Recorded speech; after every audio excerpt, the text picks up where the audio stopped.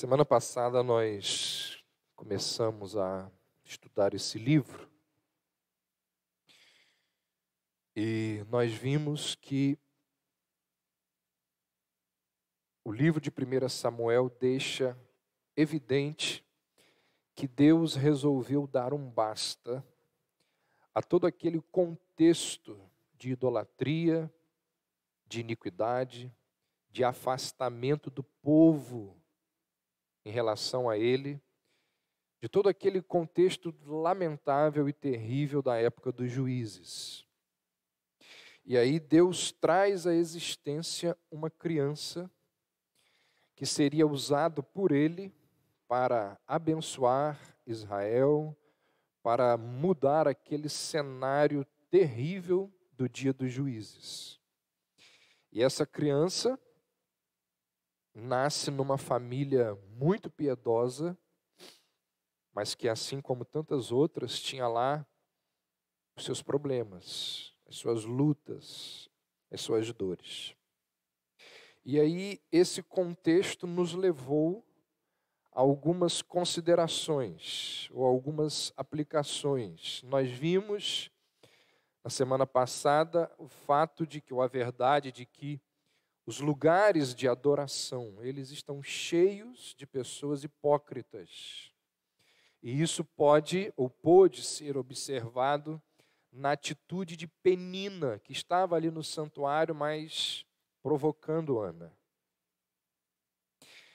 Nós vimos também que a igreja reunida, esse momento aqui, deve ser um momento onde nós temos a liberdade de abrir a nossa alma diante de Deus. Muitas vezes, por causa de olhares acusadores, de olhares condenatórios, nós acabamos camuflando aquilo que nós estamos sentindo. O que o outro vai pensar de mim se eu começar a chorar aqui? O que o outro vai pensar de mim se eu disser para ele que não está tudo bem? Por isso que quando alguém pergunta, tudo bem? A gente diz o quê? Tudo bem. Mas a verdade é que não está tudo bem. Com quem que está tudo bem? Por isso que alguém diz que quando se pergunta, tudo bem? A melhor resposta é, não está tudo bem. Mas está tudo bem. Eu vou levando. Então a igreja deveria ser um lugar onde nós temos, como Ana vai fazer aqui, a possibilidade de abrir a nossa alma diante de Deus. Vimos também que devemos descansar na verdade de que Deus controla os nossos sofrimentos. Se foi Deus quem fechou o ventre de Ana, só Ele poderia abri-lo. Ele mais ninguém poderia fazer ou mudar aquela situação de angústia de Ana. Nós vimos também que o nascimento de Samuel nos lembra da verdade de que o Senhor nunca deixará o seu povo sem liderança. Às vezes a gente olha para o cenário religioso e a gente percebe tão poucos líderes, tão poucos homens comprometidos, sérios. Mas nós vimos semana passada que ao longo da história, Deus tem sempre levantado pessoas para conduzir e guardar o seu povo. Naquele cenário terrível que era o cenário dos juízes, Deus levanta alguém como Samuel, para mudar aquele quadro lamentável de iniquidade e idolatria. E por fim, nós vimos o fato de que a vida e o futuro de uma nação dependem de lares fortes e piedosos. Israel foi abençoado por um homem que teve pais piedosos. Samuel, o homem que Deus usou para abençoar Israel, tinha na sua mãe e no seu pai homens, um homem e uma mulher, pais que amavam ao Senhor e ajudavam Samuel na sua educação. E aí a gente vai continuar olhando ainda para o capítulo 1 durante alguns domingos.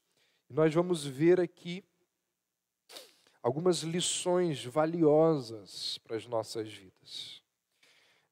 No verso 8, nos é dito que o marido de Ana, um homem chamado de Eucana, ao olhar a aflição da sua esposa, ele chega até ela e tenta encorajá-la. Olha o que diz o verso 8. Então Eucana, seu marido, lhe perguntou: Ana, por que choras? E por que não comes? E por que está triste o teu coração? Não te sou eu melhor do que 10 filhos? Esse texto aqui, ou esse verso aqui, ele nos lembra de algumas coisas, ou de alguns princípios presentes na palavra de Deus que são muito valiosos.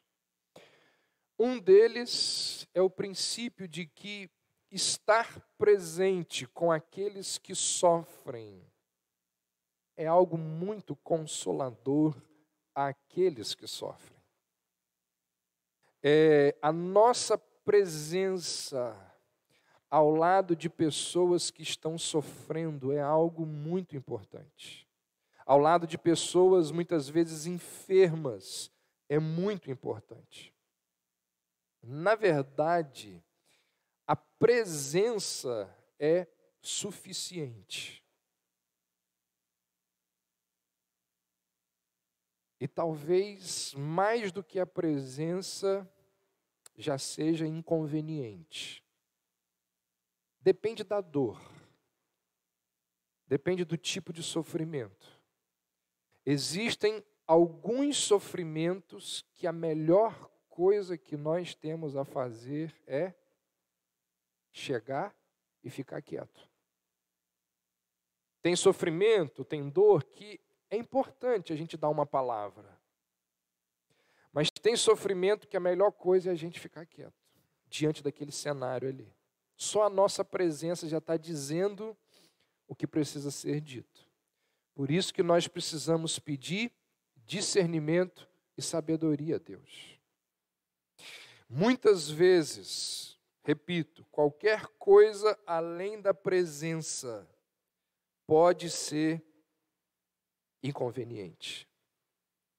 Dizem que num velório a melhor palavra é aquela que nós engolimos. Essa é a melhor palavra. Aquela que a gente pensou em falar e não falou. Às vezes, é assim que a gente deve proceder. E um velório é uma situação dessa. Porque as pessoas que estão de luto, elas desejam estar com as outras pessoas, mas sem ter que falar com as outras pessoas. Então saiba disso.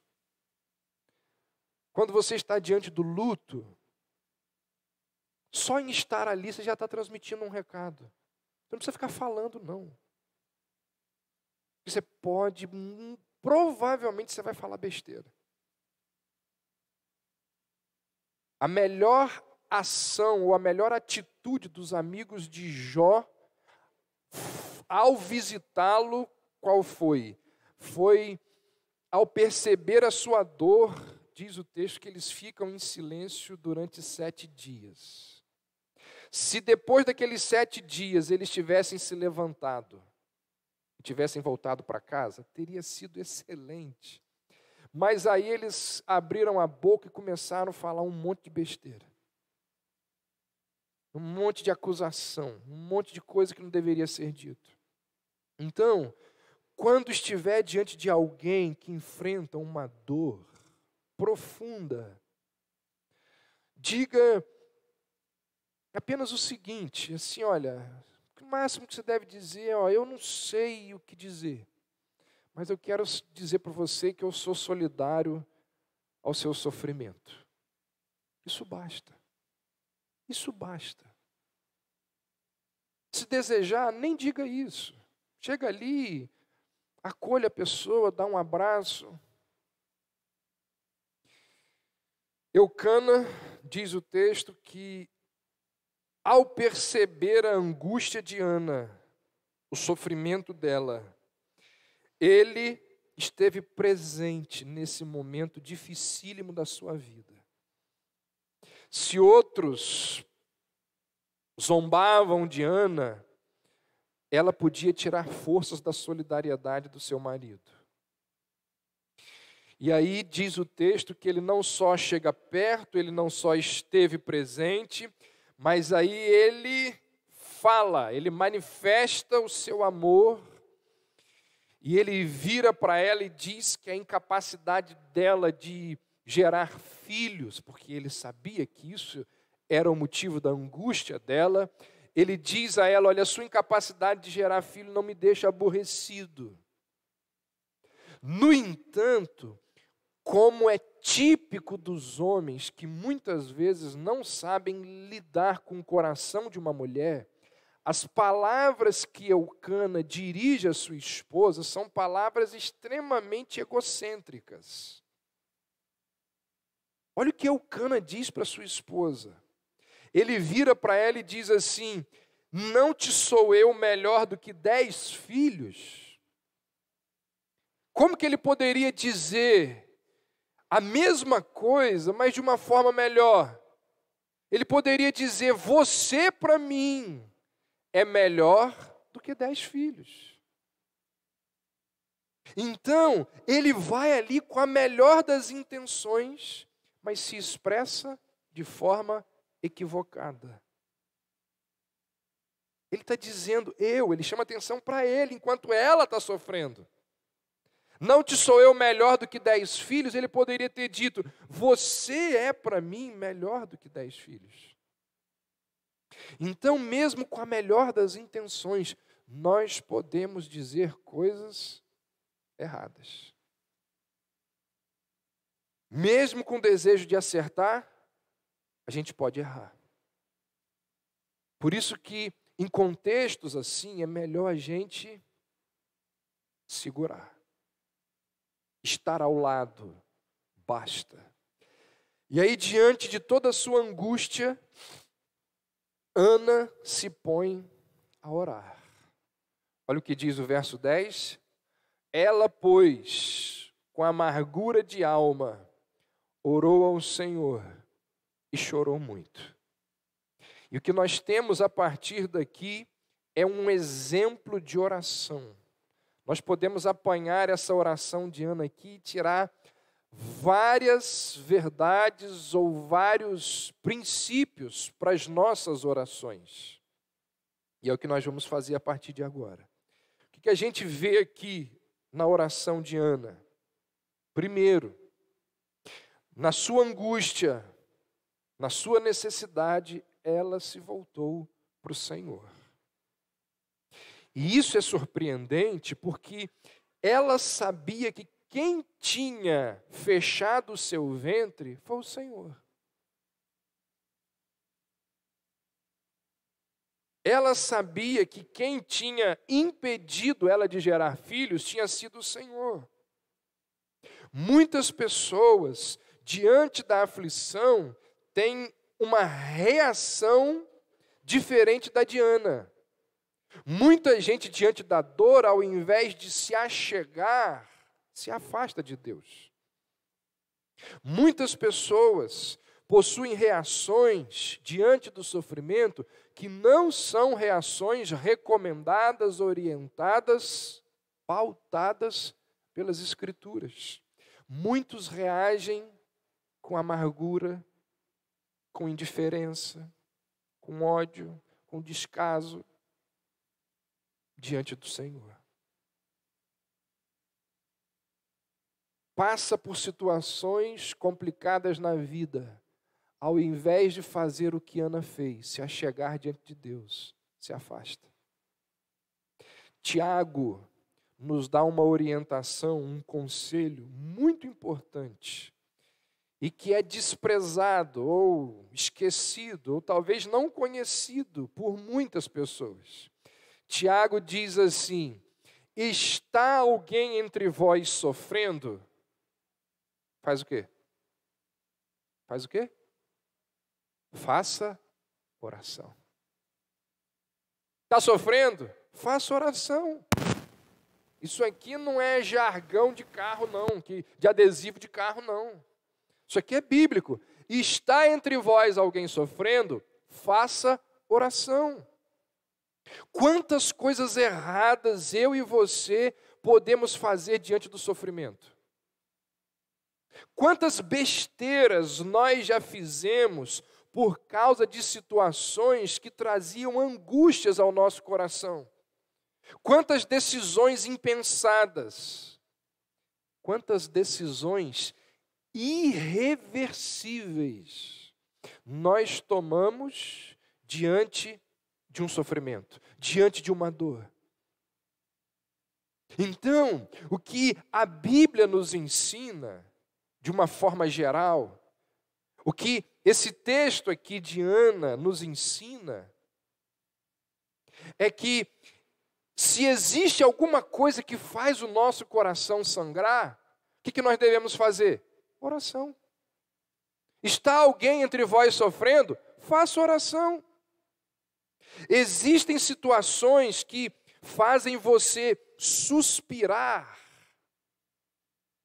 de tanta apreensão. Tem aquela situação que as coisas vão acontecendo e você... Não tem? Existem momentos assim. A gente perde o fôlego.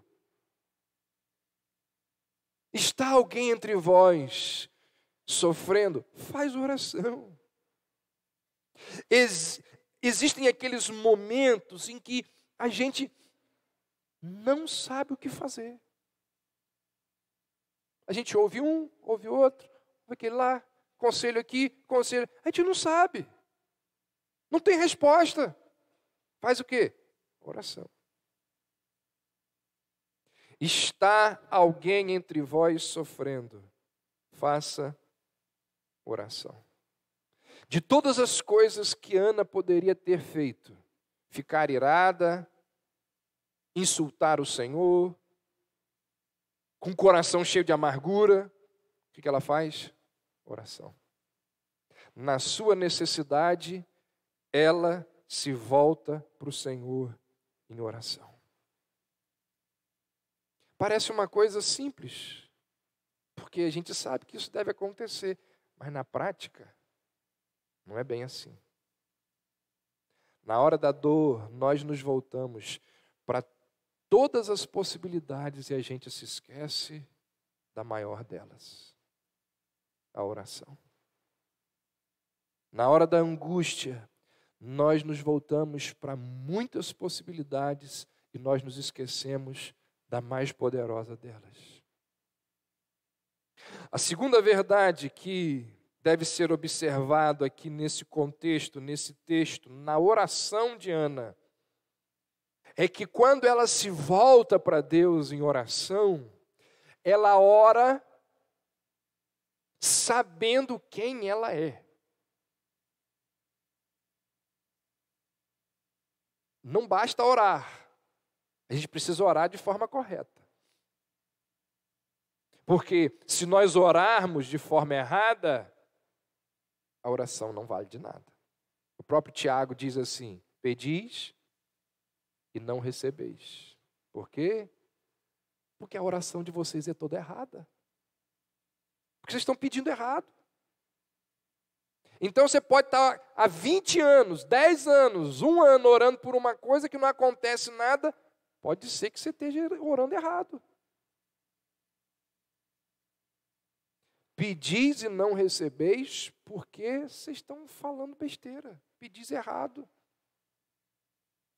Ana ora sabendo quem ela é. Ela se volta para Deus e ela diz a Deus, olha, verso 11, se deveras atentares para a aflição da tua serva, ela se coloca de forma humilde diante de Deus. E, gente, nós precisamos, em todas as nossas orações, saber quem pede e quem manda. Saber quem nós somos e quem Deus é. Por isso que é um absurdo é mais do que absurdo. Eu nem sei adjetivar, não sei nem dizer o que é alguém que vire e diz eu decreto, eu ordeno, eu declaro. Quem é você para declarar alguma coisa? Quem é o homem? Eu reivindico. Vê se isso é verbo para estar presente numa oração. Ana faz um pedido humilde. Ana entende qual é a sua situação de criatura. Se deveras atentares para a aflição da tua serva.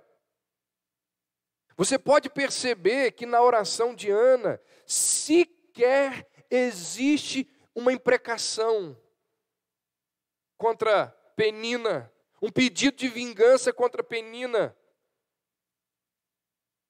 Não existe aqui nada que ela fale contra Penina.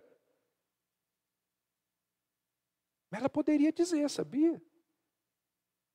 Na verdade, o contexto dela aqui talvez não fosse bom ela dizer.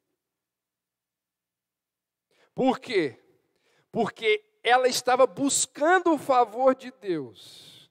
E ela pode ter percebido que é incoerente pedir a justiça de Deus sobre os outros enquanto a gente está pedindo misericórdia para nós. Entendeu isso?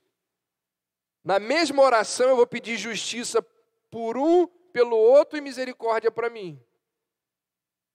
Então ela pode ter percebido que isso é uma certa incoerência e ela não diz nada. Mas o que a gente percebe aqui é que ela vem de forma humilde, submissa diante de Deus. Então, submissão, compreensão da nossa pequenez, entendimento de quem nós somos, é imprescindível nas nossas orações. Nós deveríamos orar a oração de Jó. Nós deveríamos realmente crer naquilo que a gente canta aqui. Se Deus fizer, Ele é Deus. Se Ele não fizer, Ele é Deus. Se a porta abrir, Ele é Deus. Mas se fechar, continua sendo Deus. A gente tem que chegar diante de Deus de mansinho. E Ana, ela chega diante de Deus sabendo quem ela era. Não só isso. O que a oração de Ana nos mostra? Ela sabe quem ela é, mas ela sabe também quem é Deus. Olha só, coisas básicas, não é? Coisas que a gente sabe, mas que estão presentes e que nós precisamos estar sempre relembrando. Olha o que ela diz no verso 11. Fez um voto dizendo, Senhor dos exércitos. Ela se dirige a Deus com a expressão Senhor dos exércitos.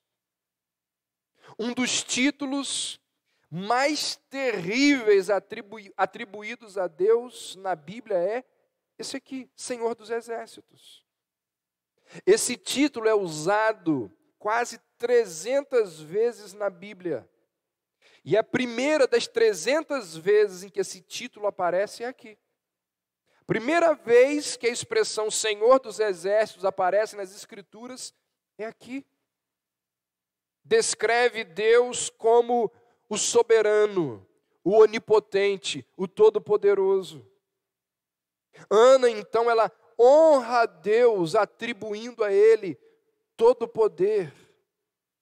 E isso ela está dizendo o quê? É o Senhor que tem todo o poder, que pode mudar a minha situação. Se deveras atentares para a aflição da tua serva, o Senhor, que é o Senhor dos exércitos, e de mim te lembrares, e da tua serva não te esqueceres, mas lhe deres um filho varão. Gente, essa fala dela aqui, esse pedido revela que ela conhecia o Êxodo, a história do Êxodo. Porque quem lê lá o Êxodo vai se deparar com um texto, uma parte ali, que Deus vira para Moisés e diz assim, famoso aquele encontro de Moisés com o Senhor na sarça ardente, e Deus vira para Moisés e diz assim, vi a aflição do meu povo, que está sendo castigado no Egito. Ouvi o seu clamor e conheço o seu sofrimento. Essa declaração de Deus a Moisés mostra o quê? Que a libertação do povo do Êxodo foi resposta de quê? De oração. Deus está dizendo para Moisés, olha, o meu povo vem sofrendo há anos, e vem orando, e vem clamando, e eu ouvi. Tempos depois, num momento de grande necessidade, essa mulher se baseia naquilo que Deus fez no passado e pede que Ele faça por ela o que Ele havia feito por Israel nos dias de Moisés. É a mesma linguagem. Ela está usando a mesma fala que os israelitas usaram diante de Deus. Se deveras atentares para a aflição da tua serva, e de mim te lembrares, e da tua serva não te esqueceres. Ela se baseia em algo que ela conhecia da Torá. O que isso aqui nos lembra, gente? O que isso aqui nos ensina? O que isso aqui nos mostra? A necessidade, a importância de conhecermos a natureza de Deus, os feitos de Deus, a palavra de Deus, para que ao conhecermos essas coisas, nós tenhamos argumentos para usar com Deus. Vocês sabiam que Deus, a gente vai falar disso daqui a pouco, Deus valoriza muito os argumentos que nós utilizamos com Ele em oração? Lembra lá de Moisés? Desceu do monte. Na verdade, acho que foi antes, não estou me lembrando do tempo cronológico ali, mas quando o povo começa a adorar ali o bezerro, Deus vira para Moisés e diz assim, chega, eu vou destruir esse povo. Depois de tudo que eu fiz pelo povo, eles estão adorando um bezerro. Tirei eles do Egito de forma milagrosa, libertei eles pela travessia do mar, e agora eles começam a adorar. Eu vou destruir esse povo. O que Moisés faz? Moisés começa a argumentar com Deus. Moisés diz, Senhor, se o Senhor fizer isso, as nações ao redor vão zombar do Senhor. Vão dizer, o Senhor tirou eles de lá para fazer eles perecer no deserto. E Moisés começa a argumentar. E Deus diz, tá bom, Moisés. Você me convenceu. Esse é só um exemplo de vários que existem na Bíblia, dos homens argumentando com Deus. E Ana que está argumentando com Deus. Mas para nós argumentarmos com Deus, nós precisamos conhecer o quê? A Bíblia. As verdades bíblicas. A natureza de Deus. Agora, se a gente não conhece, a gente vai argumentar como? Senhor, baseado na tua promessa, baseado na tua natureza, baseado no Deus amoroso, cuidadoso, eu venho lhe pedir isso.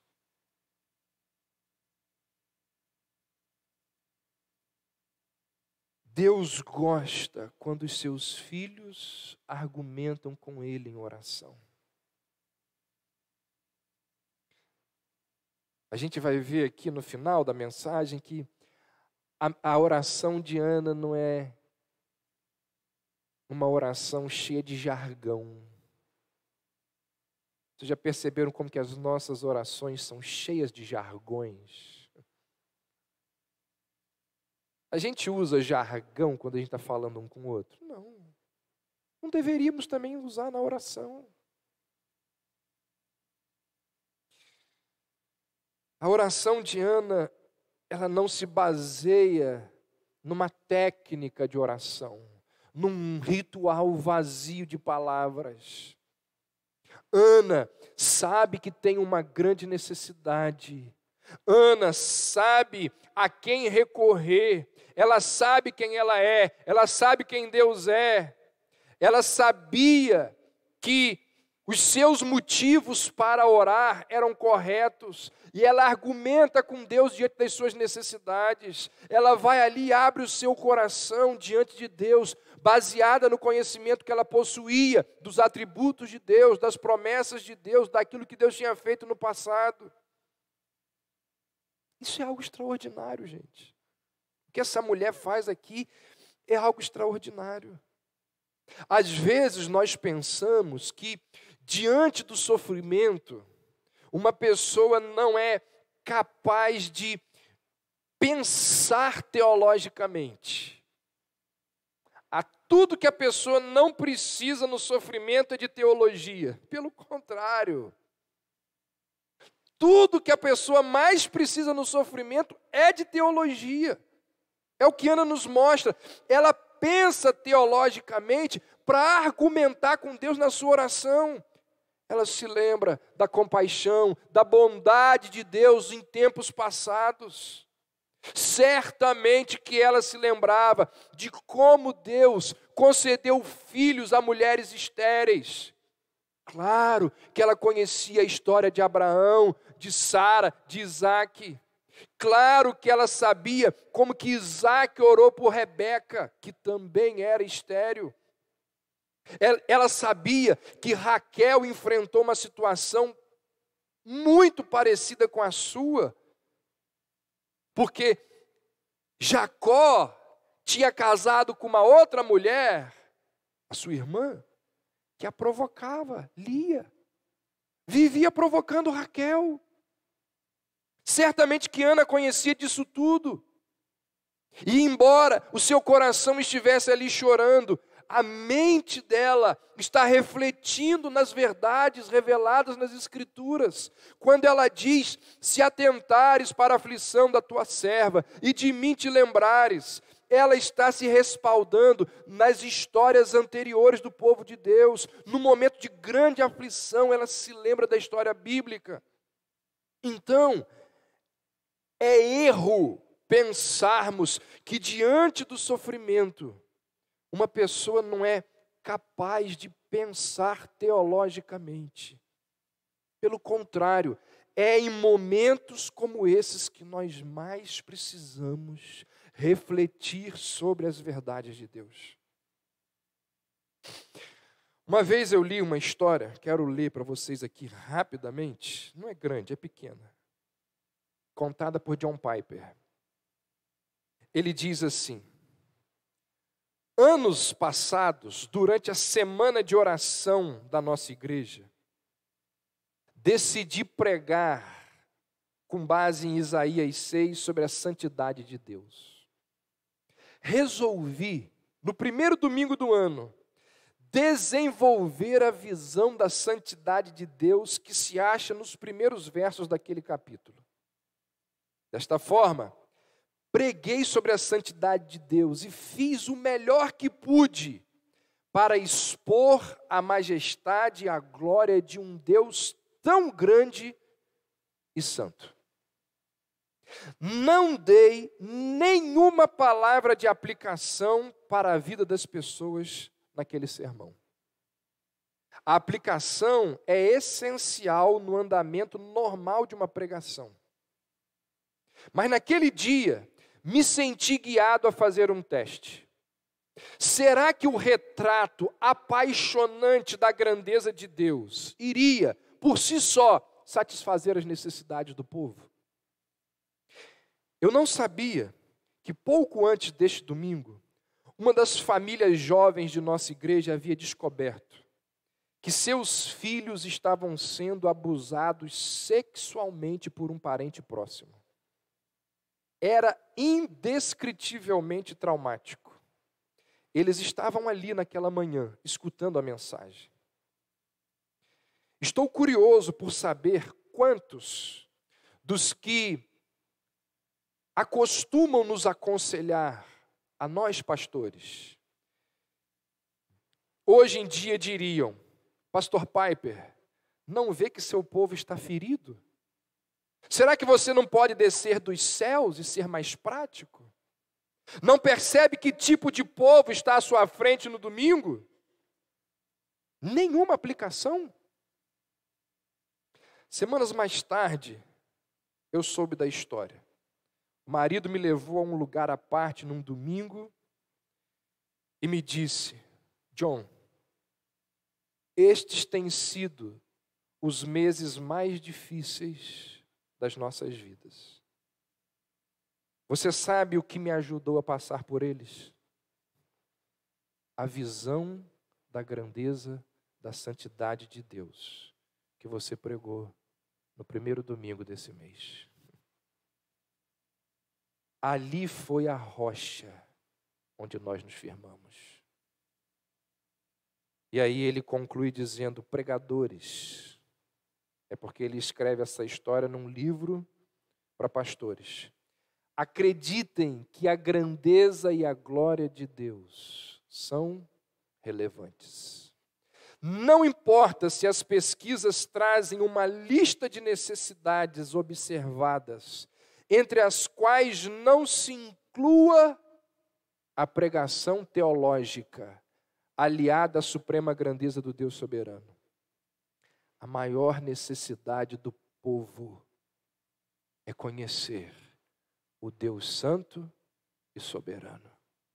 O nosso povo está morrendo com fome de Deus, porque os pregadores estão dando autoajuda para esse povo. Irmãos, é erro pensarmos que diante do sofrimento de uma pessoa, ela não é capaz de pensar teologicamente. Ana está sofrendo, angustiada.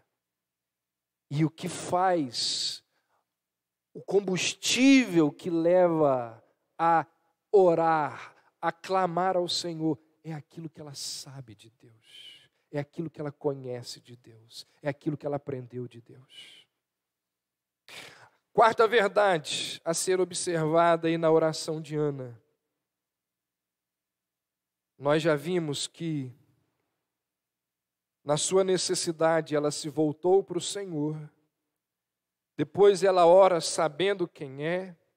Ela ora sabendo quem Deus é. E o texto nos lembra que a oração ela tem o poder de transformar aquele que ora. Isso aqui é extraordinário. Nós cantamos aqui: na oração encontro calma. Na oração encontro paz. Orar a Deus faz bem à alma. Falar com Deus me satisfaz. A oração tem o poder de transformar aquele que ora. Eu já falei isso aqui várias vezes. Você já ouviu essa verdade várias vezes desse púlpito. E mais uma vez nós nos deparamos com um texto que deixa isso muito claro. O texto nos mostra que existe uma mudança dramática de comportamento em Ana. O texto começa mostrando uma mulher deprimida, abalada, mas quando ela se levanta em oração, o cenário muda. Olha o que diz o verso 18.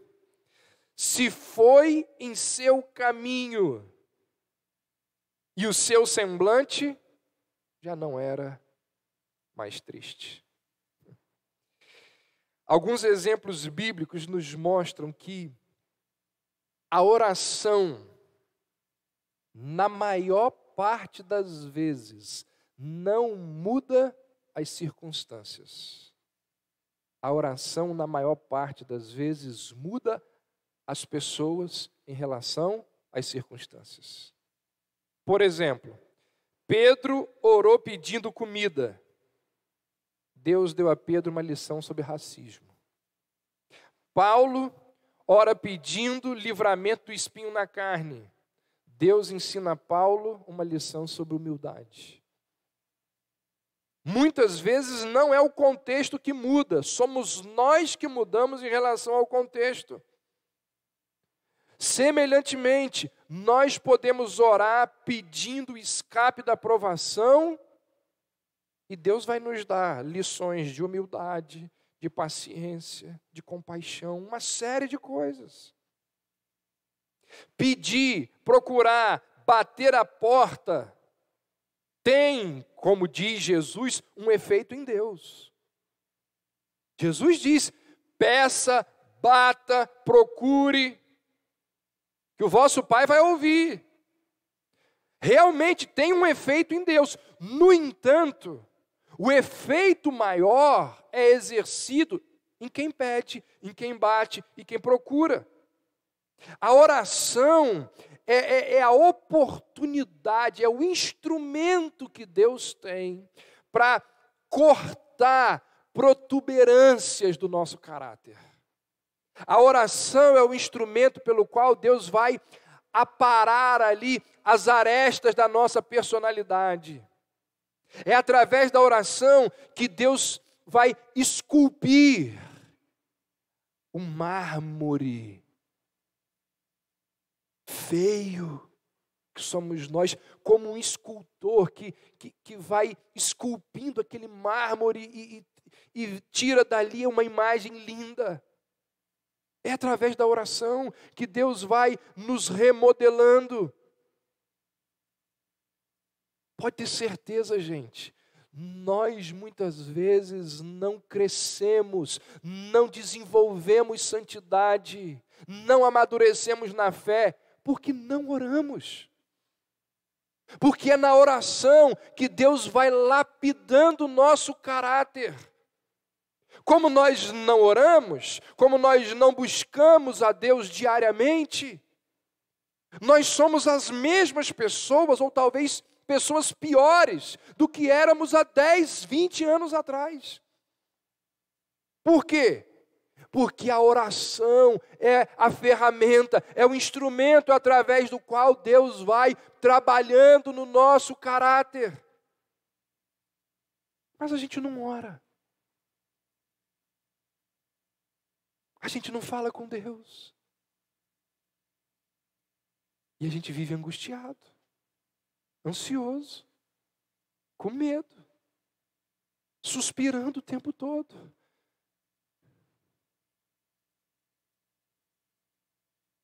Porque as circunstâncias podem não mudar.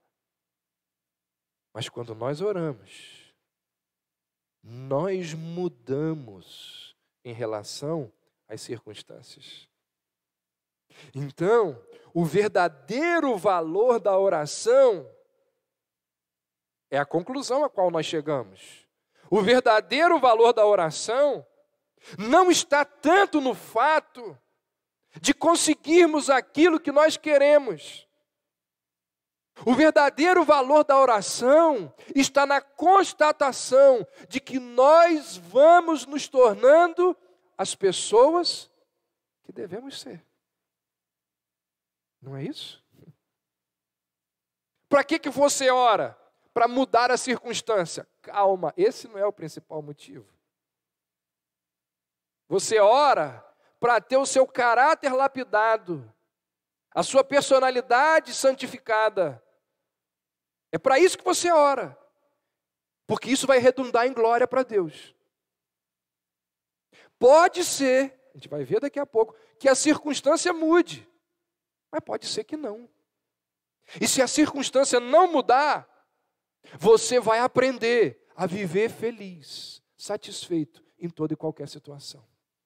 Porque você tudo pode naquele que te fortalece. A oração é para mudar o nosso caráter. É para transformar a nossa personalidade.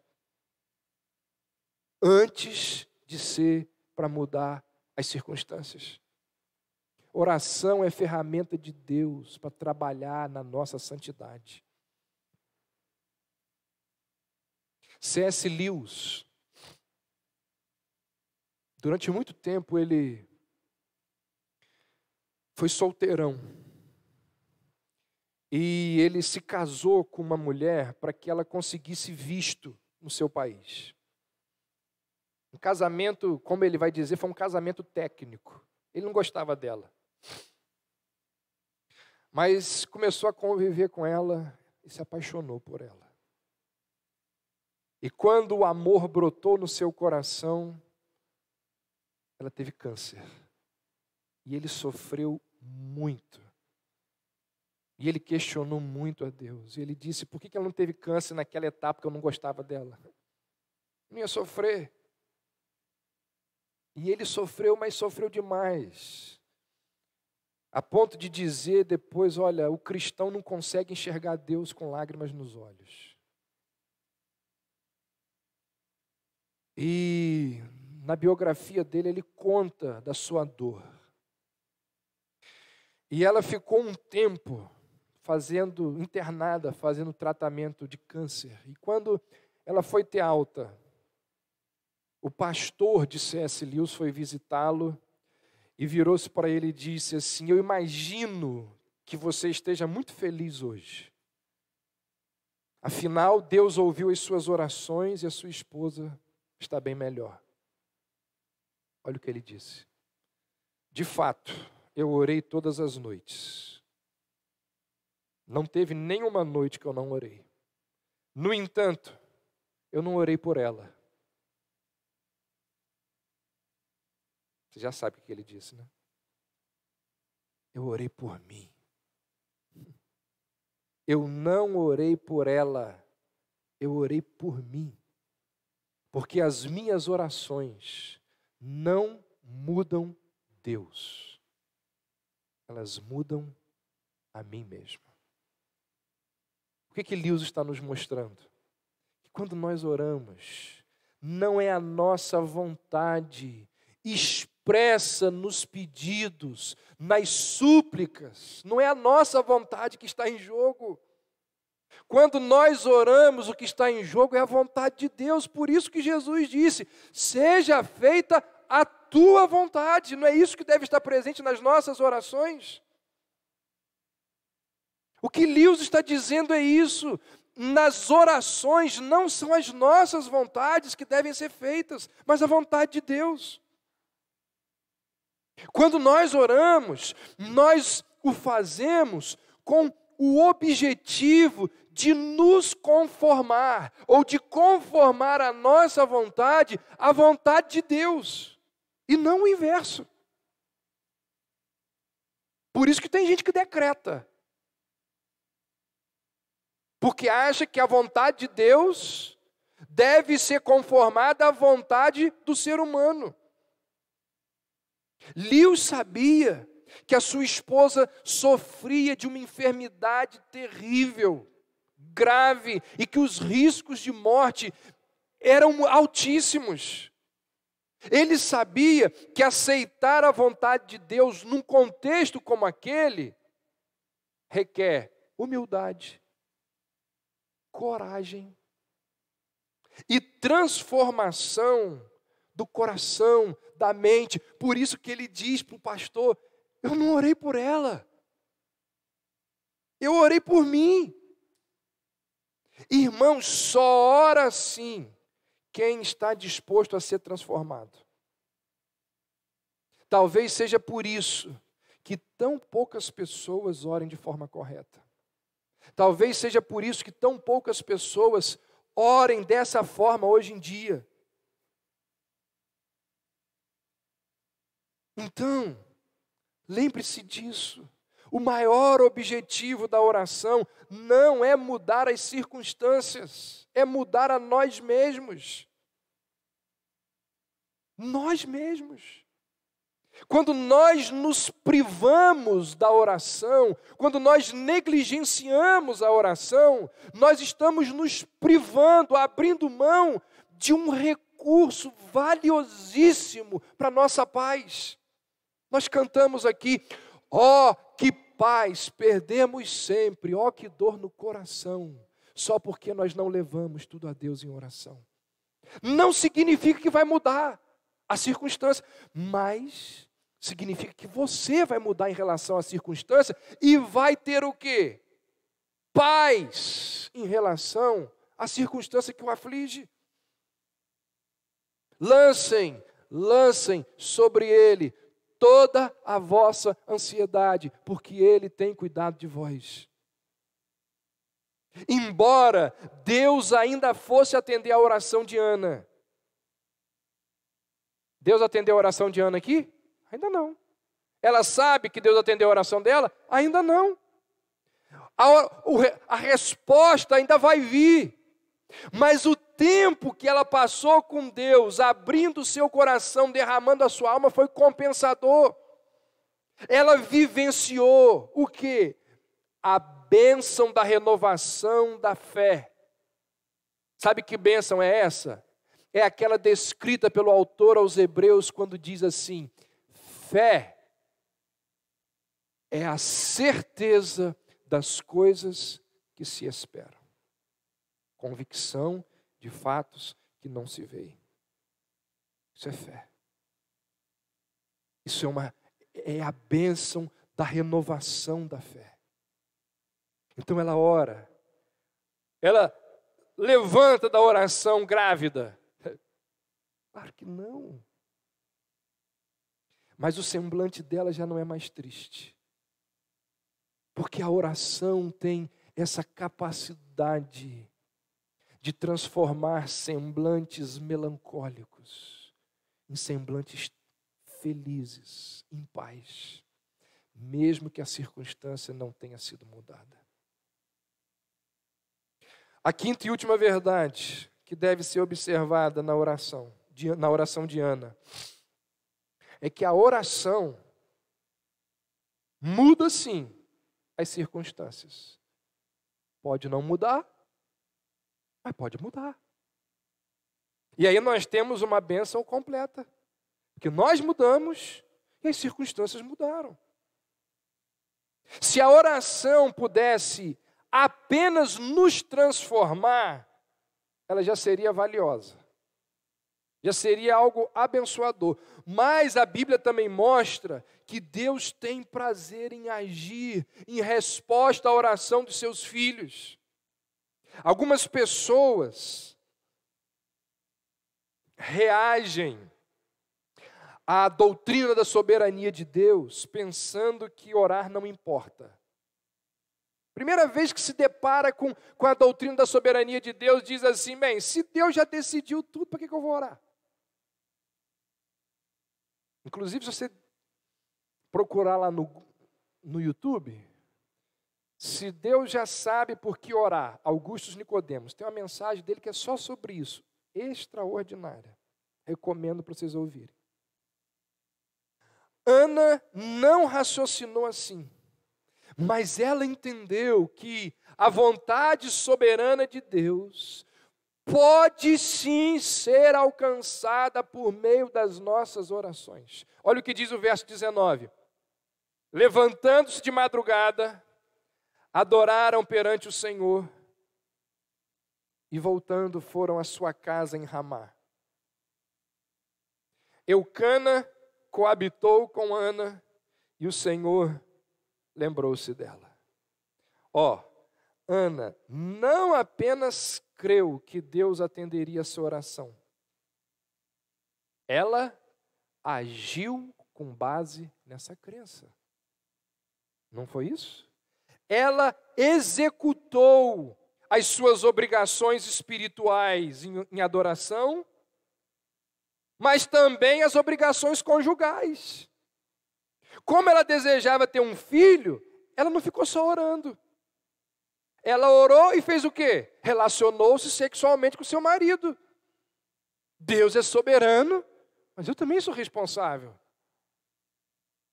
Deus não vai conceber Samuel do Espírito Santo. Isso é só para Jesus. Ela orou, mas ela agiu. A oração, ela pode muitas vezes, na verdade, a oração ela não altera a mente de Deus, mas ela pode modificar as circunstâncias. Aquilo que Deus decretou vai acontecer. Mas as circunstâncias por trás daquilo dali podem mudar. Deixa eu dar um exemplo do que eu estou tentando argumentar aqui. Você olha lá para a vida de Jó. Os animais de Jó foram roubados. E isso trouxe grande prejuízo financeiro para Jó. Deus tinha decretado que Jó passaria por muitos sofrimentos. Um deles seria o sofrimento financeiro. Então estava decretado que Jó passaria por sofrimentos financeiros. Quem roubou os animais de Jó foram dois povos, dois grupos lá, dois homens de dois povos, os sabeus e os caldeus. Suponhamos que os caldeus tivessem orado assim: não nos conduza à tentação, mas livra-nos do mal. Mesmo assim, os animais de Jó teriam sido roubados. No entanto, seriam outras pessoas que fariam isso. E não aqueles que oraram seriam os responsáveis por esse furto. Deus não iria alterar os planos, mas Ele modificaria as circunstâncias. O nosso dever é orar. Se as circunstâncias vão ser alteradas ou não, é com Deus. Porque só Ele pode alterar as circunstâncias. Então, em sua necessidade, ela se voltou para o Senhor. Ela orou sabendo quem era, ela orou sabendo quem Deus é. Ela nos mostra que a oração tem o poder de transformar aquele que ora. E a oração pode sim mudar as circunstâncias. E aí ela termina, eu encerro com o verso 15, quando ela diz: venho derramando a minha alma perante o Senhor. A oração veio do coração, assim como as lágrimas vieram dos olhos. Irmãos, as nossas frustrações, as nossas dores, os nossos soluços, as nossas perplexidades, aquelas coisas que muitas vezes não nos deixam vir aqui à igreja, elas devem ser levadas aos pés de Jesus Cristo. Foi isso que Ana nos mostrou. Venho derramando a minha alma perante o Senhor. Nosso Deus é um especialista em lidar com lágrimas. Em muitas situações, Ele é o único capaz de lidar com as nossas lágrimas. Ana nos oferece aqui um modelo de oração eficaz. Qualquer que fosse o modo que Deus tivesse decidido responder, esse é o modelo eficaz de oração. Eu quero encerrar lendo com você, abra aí, o Salmo 142.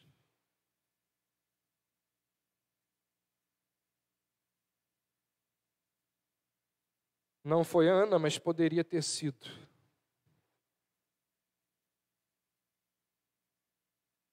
Davi, quando estava fugindo, e se você quiser saber o contexto no qual Davi faz essa oração, você pode ler lá 1 Samuel 24. Quando ele está escondido numa caverna, ele diz assim: ao Senhor ergo a minha voz e clamo. Com a minha voz, clamo ao Senhor. Com a minha voz ao Senhor, suplico. Derramo perante Ele a minha queixa. A sua presença exponho a minha tribulação. Quando dentro de mim me esmorece o espírito, conheces o meu caminho. Na vereda em que ando, me ocultam armadilhas. Olho à minha direita e vejo, pois não há quem me reconheça. Nenhum lugar de refúgio, ninguém que por mim se interesse. A ti clamo, Senhor, e digo: Tu és o meu refúgio. Tu és o meu quinhão na terra dos viventes. Atende o meu clamor, pois me vejo muito fraco. Livra-me dos meus perseguidores, porque são mais fortes do que eu. Tira minha alma do cárcere, para que eu dê graças ao teu nome. Os justos me rodearão, quando me fizeres bem. Senhor nosso Deus, perdoa-nos, ó Pai, porque nós negligenciamos esta ferramenta tão valiosa que o Senhor nos concedeu. Sofremos e não crescemos. Sofremos e permanecemos estagnados, porque desprezamos a oração, porque não clamamos, porque não vamos ao Senhor com fé, com humildade, com a crença de que o Senhor há de trabalhar nas circunstâncias e nas nossas vidas, através da oração. Leva-nos, ó Deus, a aprendermos, a crermos, a entendermos e a vivermos as verdades que aqui ouvimos e aprendemos. Que assim seja, em nome de Jesus.